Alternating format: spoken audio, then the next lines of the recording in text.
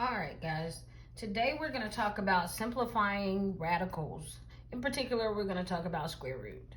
So, before we talk about how to simplify, we need to talk about perfect squares and what they are. So, here are our perfect squares: 1, 4, 9, 16, 25, 36, 49, 64, 81, 100, 121, and 144. Now, why are these called perfect squares? Because they actually fit for 1 squared, 2 squared, 3 squared, 4 squared, and we're going to go all the way until we get to 12.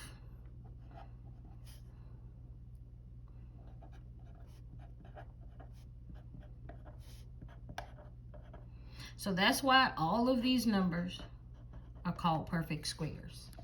Because when you square 1 through 12, you get these as a result. So now we need to talk about how do we undo perfect squares? How do we go from the perfect squares in this column back to the numbers 1, 2, 3, 4, 5, 6, 7, 8, so on and so forth. So to undo a perfect square, we use the square root. Okay, we use the square root.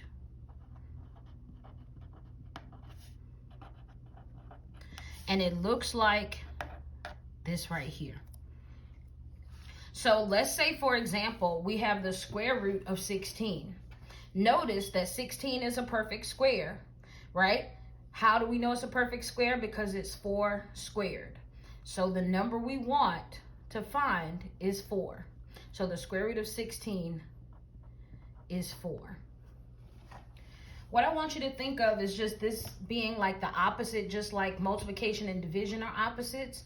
Taking the square and square root are opposites. So when we take the square root of 16, we get 4. Also note, we can do this in the calculator. So if we press in the calculator second and then x squared here, notice how that square root is above the x squared in blue. If we type in 16 and enter, we get 4, okay? So there we go. All right, so what about, for example, the square root of 121? Well, if we look here, right, 121 is 11 squared. So when we take the square root of 121, we'll get 11. All right, so think of this as undoing.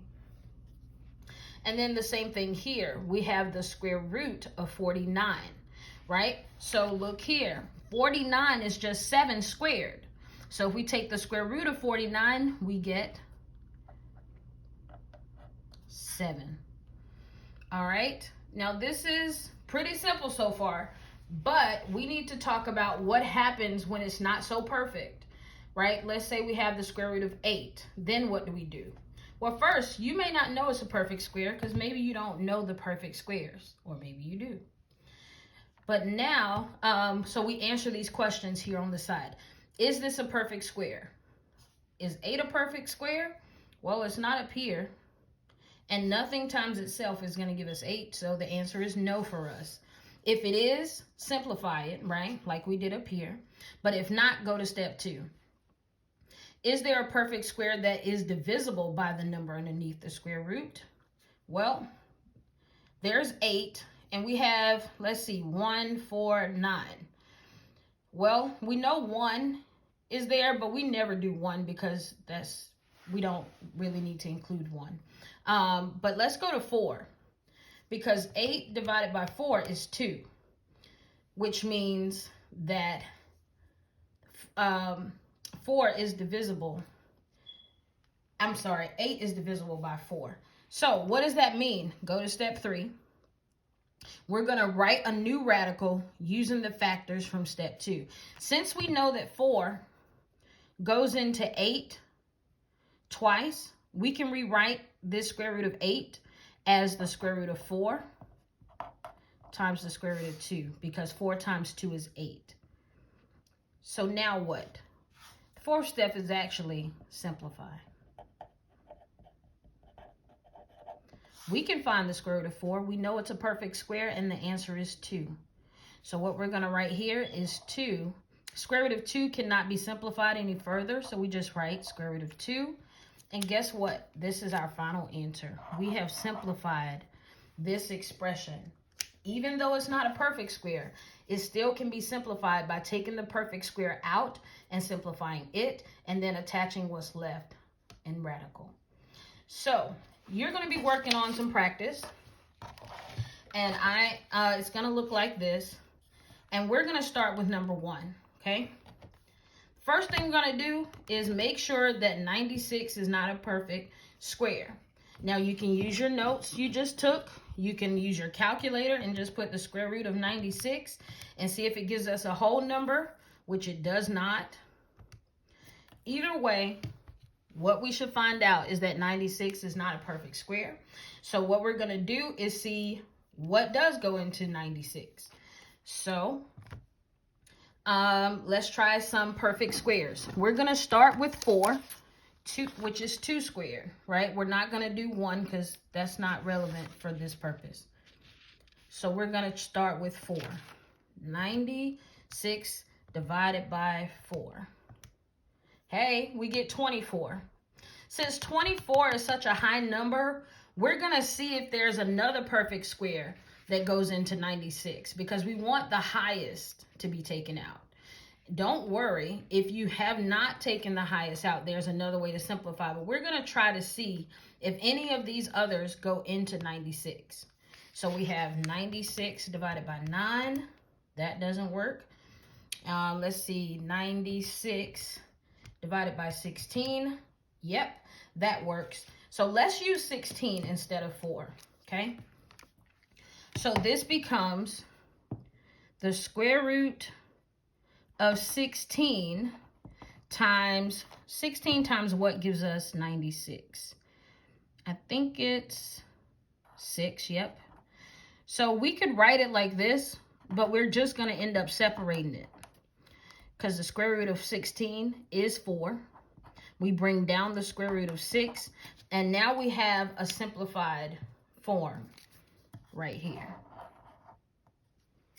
Now, what happens if we don't go up to 16 and we just leave it at 4 and 24? Then it will look like this. So you have the square root of 96. We already said it is 4 and 24. This is a multiplication. So that means we would need to split up 24 because there's something else in 24. So this would be square root of 24 times the square root of, the square root of 4 times the square root of 24. And then 24, we got to find another perfect square that can go into it because it's too big of a number. So let's say we divide it by 4. And look, we got 6. So what we would need to do is now write square root of 24 as the square root of 4 times the square root of 6 and bring down the square root of 4. We already know the square root of 4 is 2, so this is 2 times the square root of 6. We leave the 6 underneath the radical because it cannot be simplified any further without being a decimal. 2 times 2 is 4, so our answer, 4 root 6, which is what we got here. So notice that it's okay if we use the 4, but we're just going to end up having to simplify the other number. If we had used a bigger number, 16, then we wouldn't have to do the extra step here. So hopefully that wasn't too confusing. Let's do another example. So let's say we have 216. We want to find the square root. Let's make sure that it's not a perfect square. So square root 216. And look, it's a decimal. So that means we can't just write a number and we're done. We have to see if there's a perfect square that goes into 216. So here we go. We always start with 4 and then we go to 9, 16, and so on and so forth. So let's say we use 216 divided by 4. And what do we know? We got 54. But that's such a big number. Let's keep going. So let's try 216 divided by 9. All right, we got 24. But that's still a big number. Let's keep going. So let's go 16 now. 216 divided by 16. That gave us a decimal, so that's not going to work. So let's go up to 25. 216 divided by 25. Nope, that's a decimal. Let's go up to, what's the next one? 36. 216 divided by 36, which is 6. This is perfect. All right, so now, since 36 times 6 gives us 216, we can rewrite this as the square root of 36 times the square root of 6. Now, the square root of 36, we already know is just 6. So we write 6, bring down the square root of 6 because that can't be simplified any further. And now we have put the square root of 216 in simplest form. I want you to pause the video and try number 3.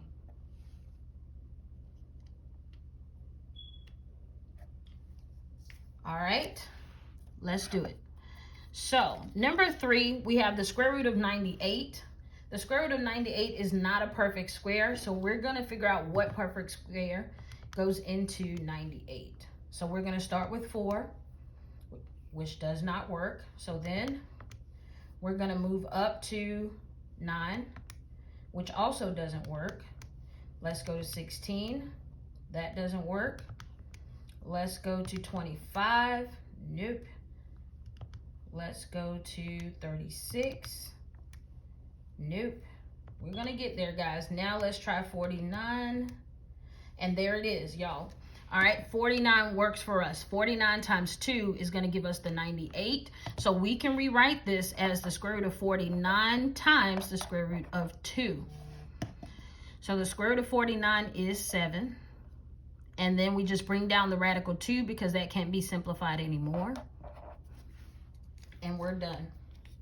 So now what I want you to do is to complete the rest of the sheet. It may look like a lot, but it's not too much.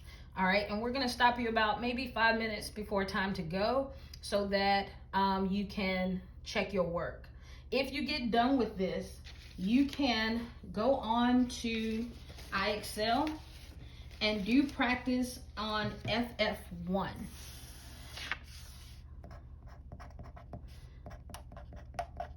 Okay,